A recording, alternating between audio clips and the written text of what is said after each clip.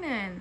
Welcome to Olivia's Coffee Corner second edition. So due to popular demand, I will be sharing my cold brew tips and tricks, my updated version, which will be a little bit more visual than my first version. So great. So this is my basic setup. I have the Country Kitchen cold brew mason jar and filter, so it comes with this metal filter where the beans sit, a cap, and this is my Baratza Encore coffee grinder. I really like it. I got it as a gift. I would recommend it for sure, but if you don't want to get one of these and you just want to have a simple coffee grinder, there's nothing wrong with that at all. Just make sure that the coffee grinder that you get has the ability to grind on multiple settings, so you could have like a really fine grind or a really coarse grind. So for cold brew, you generally want to have a coarser grind, so I have this on 38 currently. If you were doing something like a pour over, you'd want it pretty much in the fine range depending on what exactly you were doing. The ratio that I use for my coffee is a 1:8 ratio, which means I have 1 cup of coffee to about 8 cups of water. It's not exact because obviously when you put the beans in here in the filter itself, you can't put exactly 8 cups, which is what this holds. So it's a little bit less, but I generally like it like that because it's kind of in between a concentrate and a ready to drink. So in cold brew, what a lot of people do is that they will make their brew very strong, so like a 1:6 ratio, and that creates like a concentrate because you can add water to it, so you get like more coffee when you brew, and then when you're ready to drink it, you just add like a little bit of water and then it's good to go. I like to brew mine sort of between a concentrate and a ready to drink because I generally add milk and sugar to my coffee, so that dilutes it. So I like to do it a little bit stronger, but not super strong. Great. So this is my 1 cup of beans. I just stick it in here. Super. And we're gonna go ahead and grind this and then stick it in the mason jar. Super. So we got our beans in there. It might be hard to tell, but it's really coarse grind. You always want to put your beans in the filter first.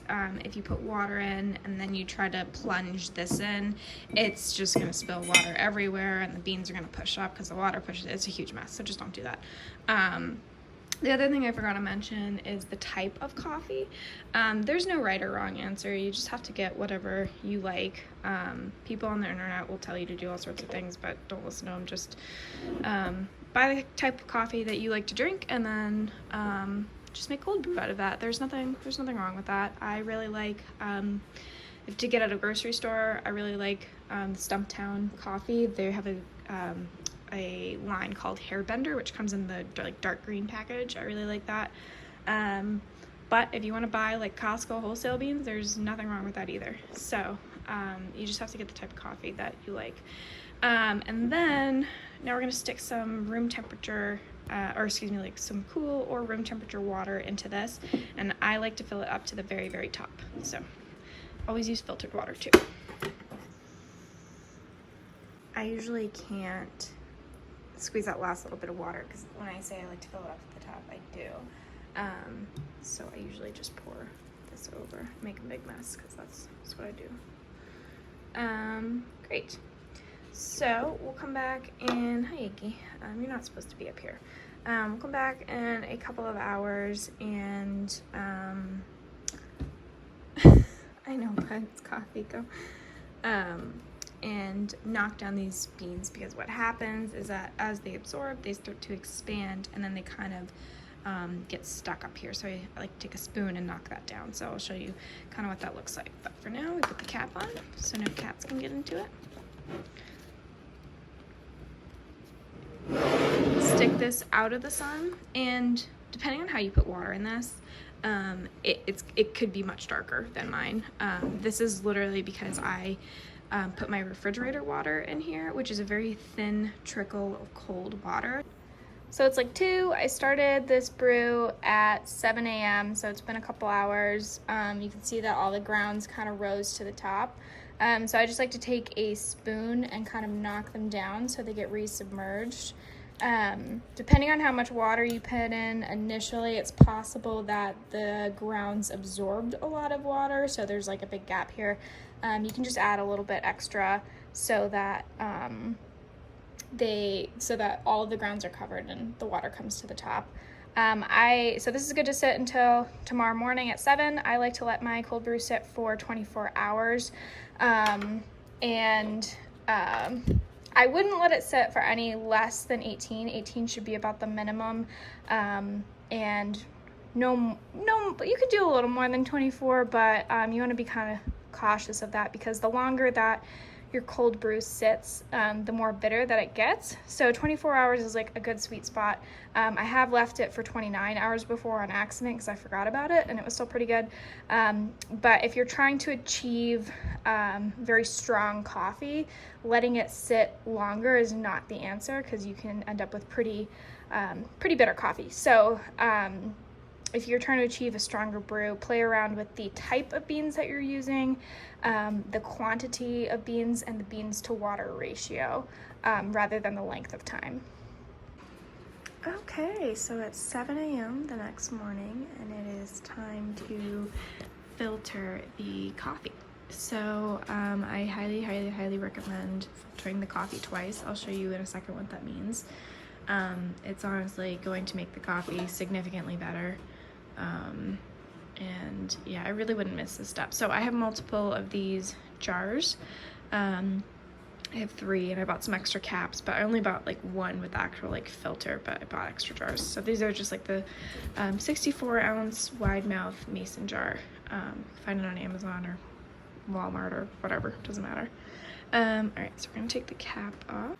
Okay, cap's off, and this part is optional. This is how I do it. You don't have to do it this way. You can completely skip this step, but I like to do it. So basically what I do is I balance the filter on the rim of the glass like that. It looks super sketchy. It is. It's only fallen over maybe like 2 or 3 times in like the 2 years that I've been doing this. It's usually from me accidentally like knocking the table.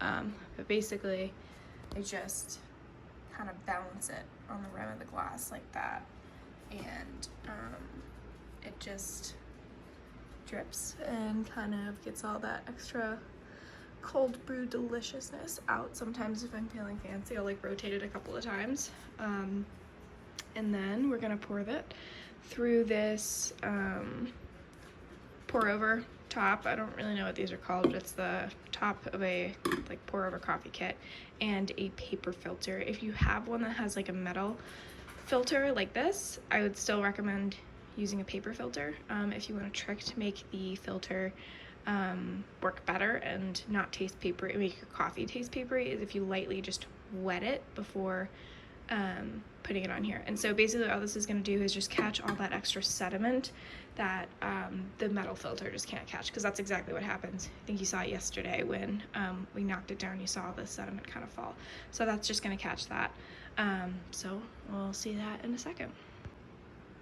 All right, so it's been a couple of minutes. The drip had slowed down a bunch, so I just took out the filter, threw out the grounds. If you have like a compost or something like garden, it's a great way to reuse those grounds. I don't have one yet, so it's on my list of things to do. All right, so I just stuck the cap back on here, and now we're just gonna start filtering it. So one-handed,